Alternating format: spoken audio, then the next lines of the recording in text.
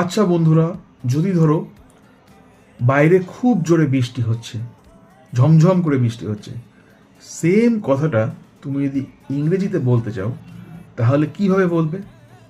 তাহলে তুমি এরকমভাবে বলতে পারো, ইট ইজ রেইনিং হেভিলি। এটা গেল খুব সহজভাবে। এটাকে যদি একটু পলিশডভাবে বলি তাহলে কিভাবে বলবো? It is raining cats and dogs. তার মানে খুব জোরে বৃষ্টি হচ্ছে। ক্যাটস অ্যান্ড ডগস, এটা একটা কি বলবো, এটা একটা ইডিয়ম, যেটার মানে প্রচুর ঝমঝম করে বৃষ্টি হচ্ছে। আচ্ছা, এই বৃষ্টিটাকে অন্য আরেকটাভাবেও বলা যেতে পারে, is been pouring like anything, or is been down pouring like anything. Okay, তো এটাও কিন্তু কারেক্ট। ইংরেজি খুবই সহজ ভাষা এবং ভীষণই চমৎকার ভাষা, যদি আমরা সেটাকে রপ্ত করতে পারি।